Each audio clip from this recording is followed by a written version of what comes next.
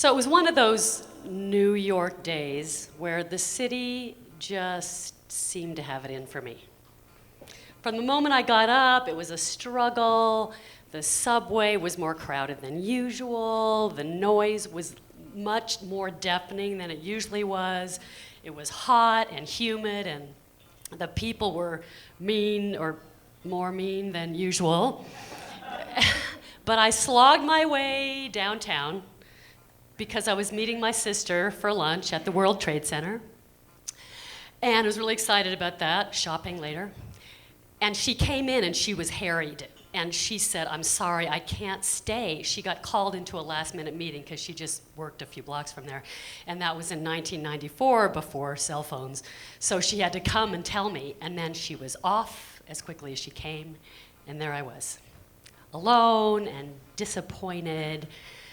And then I remembered I got this little piece of pastry from one of my favorite places around the corner from the Trade Center.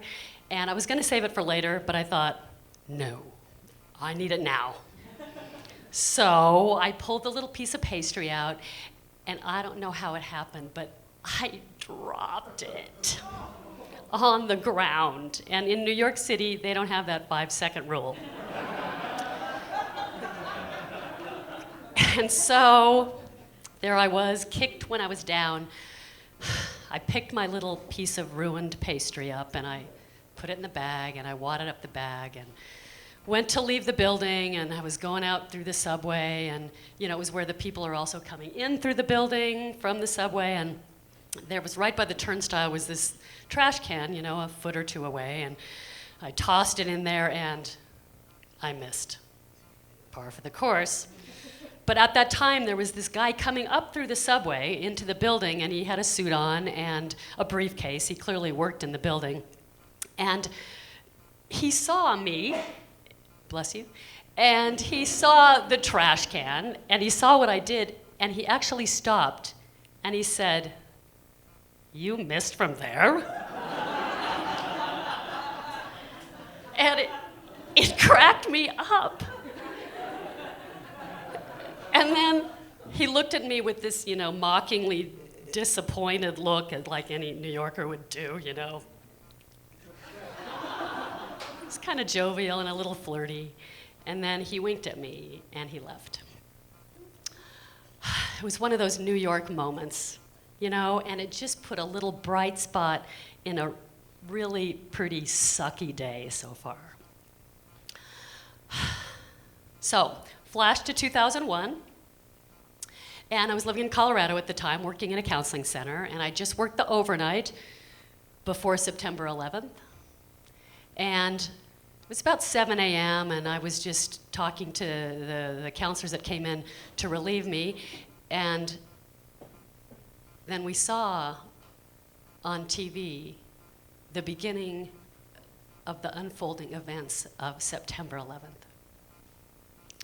And I was horrified to watch those massive buildings that I knew just fall.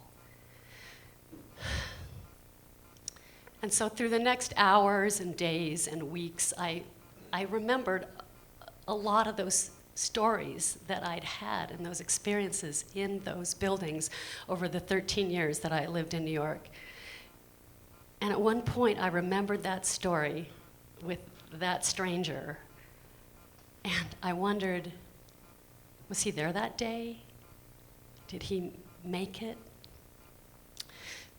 And I said a little prayer for him, because that moment, that day, that little thing just touched my life. And I have shared that story with so many people, and they have shared it with the people in their lives. So whenever they're going by and they miss a trash can, they're like, "You missed from there," And my friend, even this last week, that happened to her, and she shared that with somebody else. And so the thing is, you never know when a moment can stay with somebody and impact their lives. And the story actually doesn't end there, because you guys are part of the story.